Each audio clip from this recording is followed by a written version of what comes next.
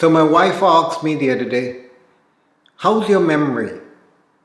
And you know, when somebody asks you that question, the first thing you go to is, what did I forget to do? Uh-oh, I'm in trouble again. Was it the washing up? Was it the fact that I put the washing machine on with all the clothes and 2 days later the clothes are still in there waiting to come out? Was it the fact that I forgot my car keys again? Or was it I forgot where I put the car? Now all these things are possible, but the question isn't whether or not your memory is good or bad. The question is it getting worse or is it getting better? The question is, how is your memory serving you? Because for all of us, our memories are an act of fiction. They really are. What you think happened is never exactly the way it happened. Our minds, our perceptions are really and truly based on our emotions. When something is exciting, in either positive or negative, it's this bit of your brain that's active. When this bit of your brain, the limbic system, is calm, this is the part of your brain, the cortex, that is running the show. So here it's kind of boring, it's day to day, it kind of doesn't seem to make that much difference to our lives. And that's the bit that is so important in terms of anxiety. Anxiety in our lives is affected by the limbic system. So when we look at anxiety and we look at emotions and we look at our memory and see how they're connected, it's important to find a way of capturing the memories, the events that say something positive. Because without that reality of really capturing what did happen, it is possible that we end up down a rabbit hole. We end up in a negative place, which really and truly didn't happen. It may not be as negative as you thought, and its consequences can continue to play and play and play over in our minds long after they should do. The effect carries on. So, looking at ways in which we can stop that happening, one of the key things is journaling. There are two ways in which you can journal. One is the old-fashioned, or it seems to be old-fashioned, the paper and pen method. But it doesn't have to be paper and pen as we remember it. It can be paper, pencil, it can be blue ink, red ink, green ink, it can be colored markers, and all of these things have value. Journaling is not necessarily only in words. There are diagrams, there are drawings, there are far more possibilities. There's even doodling. And doodling can bring back things to our mind when we need it to. Because doodling is a really kind of relaxing sort of pastime, isn't it? One book that I think has made a huge difference to how I look at journaling is the Bullet Journal by Ryder Carroll, in which the author describes different ways in which he has created systems in which people can put their thoughts down on paper. The tip that I found useful for somebody whose mind flits from day to day and from thought to thought is to create a contents page. And so the front page is given over to content. So one content might be thoughts on ice cream. Anything else? A funny thing to think about. Well, yeah, funny things happen. So let's say on Monday I'm thinking about how to make ice cream. And for five lines I write something on how to make ice cream. The days go by, excuse me, and it's now Friday, and my thoughts turn to vanilla or chocolate, which is better? So I write that down on another page. I put it down in the contents under the heading ice cream thinking. 2 weeks later, it might be sugar cones or plain cones. And so you write that down, and in your contents page you refer to it because you've numbered every page as you go along. That to me was really an eye-opener to realize that okay, you can take every single thought captive and find a way of indexing it and referring back to it. For those of us who like using your device, there's something called a 5-minute journal, which has the advantage of the fact that you can take pictures and you can insert your pictures into text so that the pictures trigger emotions, the picture triggers memories, and the picture can be augmented by the words. What that app does, what charging is really good as well, is it gives you prompts. The prompts can be set up in time, so it can be like morning prompts. What are the 5 things that you're most grateful for? The prompts can be something along the lines of remember to breathe. The prompts can be just quotations that lift your spirit. And so to me that's a great way of capturing and collating the thoughts that you have, the processes that go on in your mind, and they're there for posterity. Really key points that make the difference.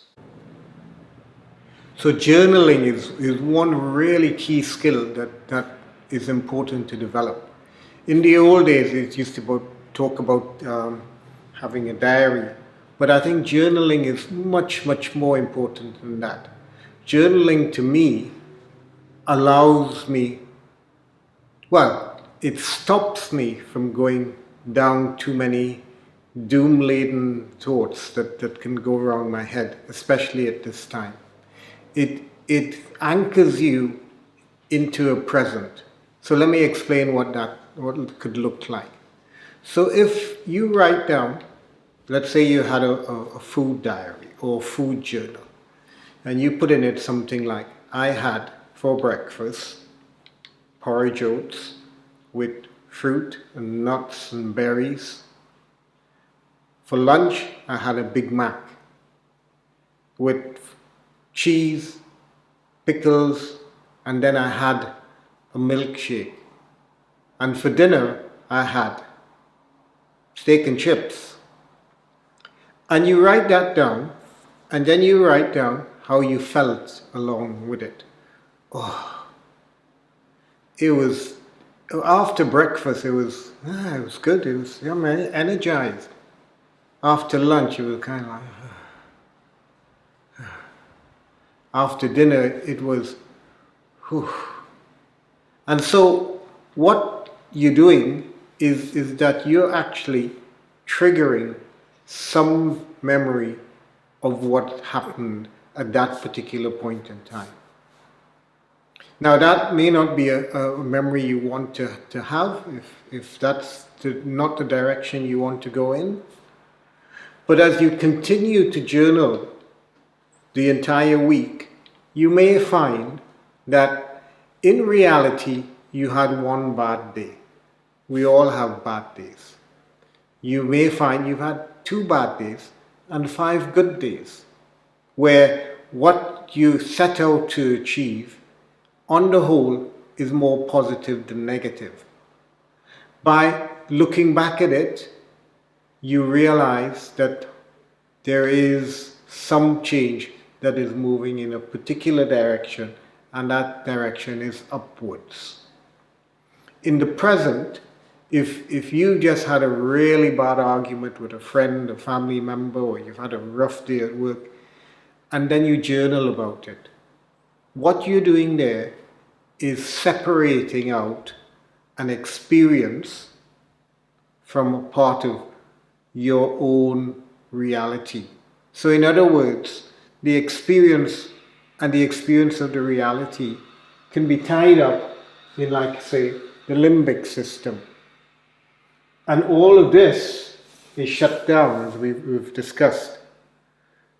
But by journaling it, you're now putting a distance, you're putting that gap between something that's experienced, the reality of the experience, and something that's felt. And by doing that, that separation allows for the calming effect of your parasympathetic to happen. It stops you from existing on this top plateau where your sympathetic drive is going, and it's all that stuff that's going on and round and round and round in your head. And I don't know if anybody else has felt this, or maybe it's just me, where the thoughts just keep going round and round and round. And so when you put it down on paper, and I suggest paper rather than a computer screen or an iPad or whatever, or phone or device, because that mere act of doing it, that tactile sense, that sense of touch comes back into play as well. So that the senses are now lined up more with the emotional part of who you are. So let me give you an example of my journaling. So my journaling looks something like this. I've got a hardback book that's got a date in it. It may or may not have a time in it. But this is my memory of a trip back we had in Yorkshire some months ago now. And in it, I'm talking about a friend who was showing me around his work, and he was renovating a property. And he was showing me all that he'd done, and he did 3 chimneys, a roof, supporting walls, and knocked out steel beams. He put 4 steel beams in, the old doorways are gone, the new ones, the bathrooms reconfigured, and I'm thinking, whew, I'm just tired looking at what he's done, because I am so amazed at what he is capable of doing. And I'm also tired because I'm thinking, wow, I would not be able to do what he's doing. Now, bear in mind, I hadn't seen this person for weeks and weeks and weeks. And I said to him, here's where it is. I've been here looking at your project. We've not met for a long time. But my boundary is that I need to be out of here by 3 p.m. because I've got somewhere else to go and there's somebody waiting on me and I can't be late. The deal is this, that we can spend the next hour discussing steel beams, RSJs, we can discuss anything you want, because I've given over this time and this place to you. But I have a boundary. And so when I read this again, this is not about that particular person. It's about where I am. And I feel encouraged when I read it, because I realize, you know what, you've made some steps forward in setting your own boundaries, Johnson. And there are days when my boundaries just disappear, and you think, yeah, you either get up late, or you stay up late, or you go out partying if you can, or whatever it is, yet your boundaries have been pushed back around, back and forth. And I can read this, and I can think, yeah, I know I can do it, I know I have done it. So it stops the emotional part of me from going down this plug hole. and you start to feel bad, and all the negative bits of your limbic system just keep you trapped as you're going round and round and round. So my journal takes me to a different place. My journal says you can achieve something. And so the reflective bit of this is exactly that if you have something to reflect on, it can move you in a different direction.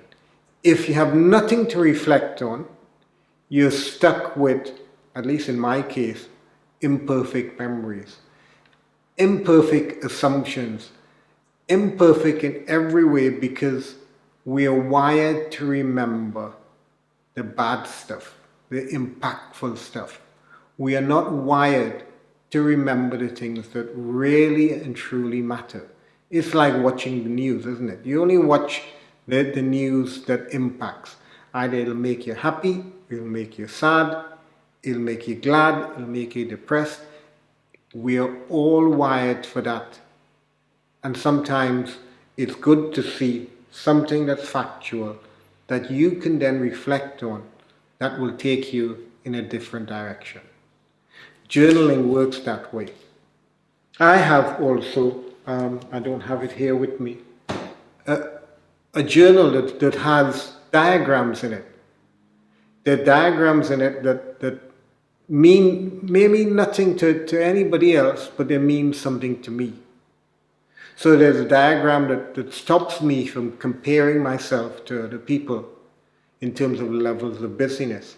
And if you look at it, you will see that we are all wired for particular levels of activity or busyness. And when you look at that, you think, yeah, okay, that stops me from that negative comparison, because I can never be anybody else. It keeps me grounded in who I am. It keeps me grounded in my identity. So journaling diagrams keeps us focused. It keeps us clear and specific. So recommendation, journal. Whenever possible. However possible. But keep it as a permanent record. So some people journal in the morning when they get up. They journal about what they want to do. And it's not necessarily a to-do list, though it could be. It's not a shopping list. It could be. And at the end of the day, whatever's happened, journal about it. Put down some feelings about how you felt about it. Put down something that you can reflect on. And it's the same like when I talked about the visualization exercises in a previous episode. The more detail you have, the more value there is to it. So, journal, journal, journal. Happy journaling.